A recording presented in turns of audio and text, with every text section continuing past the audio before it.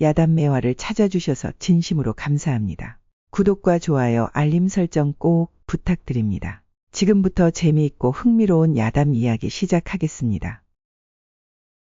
옛날 백제시대의 어느 작은 마을에 도미라는 남자가 살고 있었다. 그는 가난한 신분이었지만 마치 선녀와도 같은 아름다운 아내와 함께 지내고 있었다. 그래서 그 마을 사람들 중 도미의 집을 모르는 이는 없었다. 도미의 아내는 그저 얼굴이 예쁜 것만이 아니었다. 그녀는 남편을 아끼는 마음과 남편을 향한 절개 등 모든 것들을 갖추고 있었다. 그래서 그녀는 동네 사람들의 큰 자랑거리였다. 도미가 죽는 날이 내가 죽는 날, 나는 죽어도 도미의 사람. 도미의 아내는 이렇게 목숨을 걸고 남편을 사랑했다. 그녀의 뜨거운 마음은 세상 무엇이 변해도 변치 않았다. 도미 역시 아내를 깊이 사랑하고 믿는 것은 당연한 일이었다. 이 도미에 관한 이야기가 백제의 넷째 임금인 계로왕의 귀에까지 전해졌다. 그 소문을 접한 왕은 속으로 미소를 지었다. 그는 미인의 순결이라는 것은 항상 무의미하다는 것에 대해 비웃고 있었다. 그러던 어느 날 왕은 도미를 대궐로 불러들였다. 그래, 내 이름이 도미인가? 왕이 도미를 내려다보며 물었다. 예, 전하. 제 이름은 도미입니다. 도미는 땅에 엎드린 채 왕의 말씀을 기다렸다. 내가 너에게 묻고자 하는 것이 있다. 여자에게 가장 중요한 덕목이 있다면 그것은 무엇이겠느냐? 예, 전하. 제 생각에는 여자의 으뜸 가는 덕목은 순결이라고 생각합니다. 그래, 그러면 여자로서 순결을 지키는 여자가 있다고 생각하느냐? 예, 전하. 제 소견으로는 그러하리라고 믿습니다. 그렇다면 아무도 없는 깊숙한 곳에서도 그 마음을 지키는 여자가 있을까? 왕은 그렇게 묻고는 비웃는 듯한 얼굴로 도미를 내려다보았다. 예, 전하. 아래옵기 황송하지만 제 아내도 그러할 것이라고 믿습니다. 도미는 그 말을 마치고 고개를 숙였다. 왕은 다시 한번 웃음을 터뜨렸다. 그는 미인의 순결을 신뢰하는 도미의 순진함을 비웃고 있었다. 그러면서 왕은 도미에게 대궐 안의 잡일을 맡기고 한편으로는 신뢰하는 신하를 불러 이렇게 명령하였다. 경은 지금 당장 나의 옷을 입고 도미의 집으로 가서 그 아내의 정조를 시험해 보도록 하라. 신하는 서신을 먼저 보내고 임금이 도미의 아내를 보러 갈 것이라는 소식을 미리 알렸다. 그 후 거짓으로 계로왕의 행차를 꾸미고 도미의 집이 있는 작은 마을로 향했다.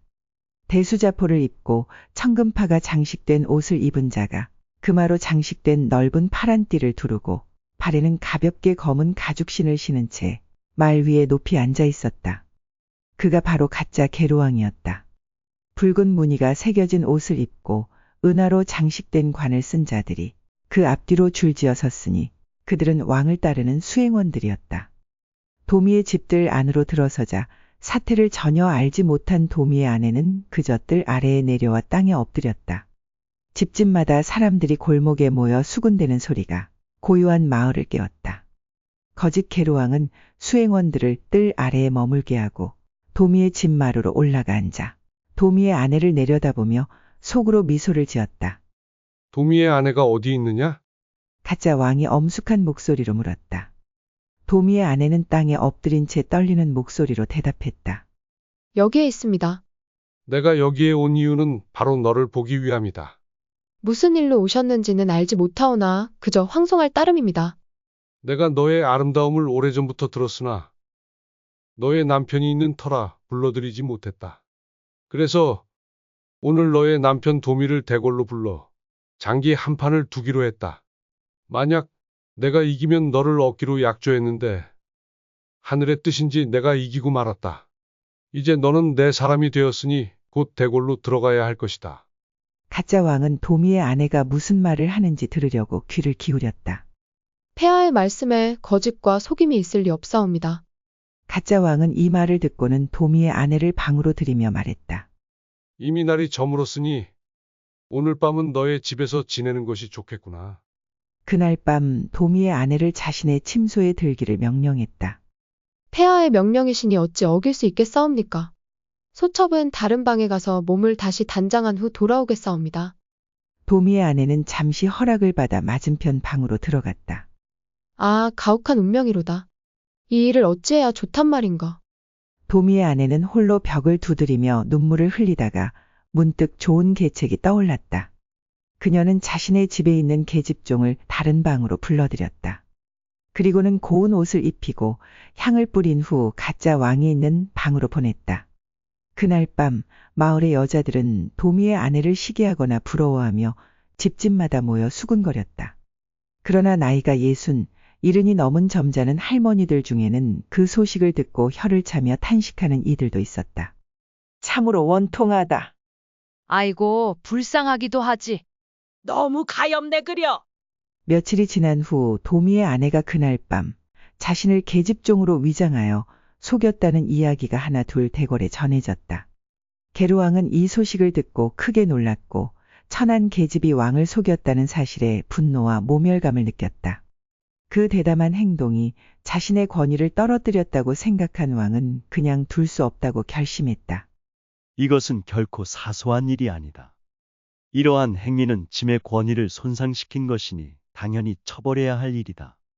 왕은 이렇게 생각하고 도미를 다시 불러들였다. 그리고 신하를 시켜 도미의 두 눈을 빼게 하였다.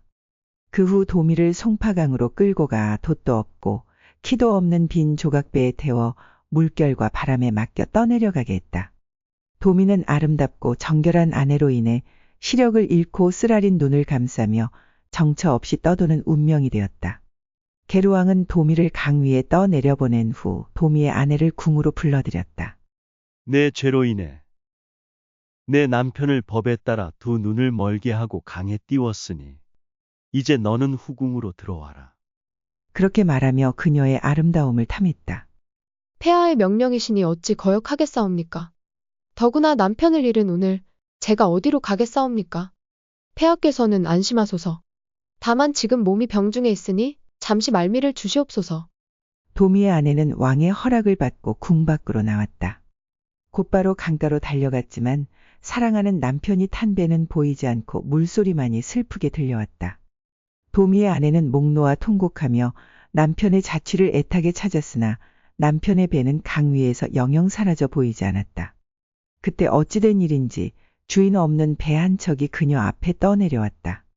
그 배는 물길을 따라 더는 흘러가지 않고 눈앞에 한참을 멈춰 있었다. 아, 이게 무슨 일인가? 이 배는 누구의 것이지? 도미의 아내는 이렇게 생각하다가 문득 깨달음을 얻었다. 그래, 이건 천지신명이 나에게 주는 계시인가 보다. 남편이 이 강 위에서 죽음을 맞이했으니 나 또한 이 강을 떠나 어디로 갈 수 있겠는가? 도미의 아내는 망설임 없이 그 배에 몸을 실었다. 배는 끝없이 넓은 바다를 향해 항해를 계속했다.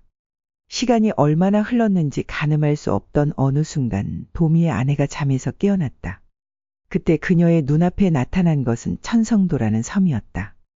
도미의 아내가 그 섬에 발을 딛자 놀랍게도 강가의 푸른 언덕에 사랑하는 남편이 무심하게 누워 있었다. 두 사람은 서로를 꼭 껴안고 하늘을 향해 통곡하며 울음을 터뜨렸다. 이후 신선한 산초를 따서 허기를 달랜 그들은 다시 배에 올라탔다. 우리의 고국인 백제는 더 이상 우리가 살 곳이 아닙니다. 우리에게 해준 것 하나 없이 결국 당신 눈만 멀게 했네요. 두 부부는 무정한 고국 백제를 뒤로하고 멀리 이웃나라 고구려로 떠나 산 아래 작은 움막 하나를 짓고 살기로 했다. 그리하여 도미의 아내는 눈이 없는 남편의 손목을 이끌고 마을과 마을을 돌아다니며 함께 행복한 여생을 보낸 후 저 세상으로 떠났다고 전해진다.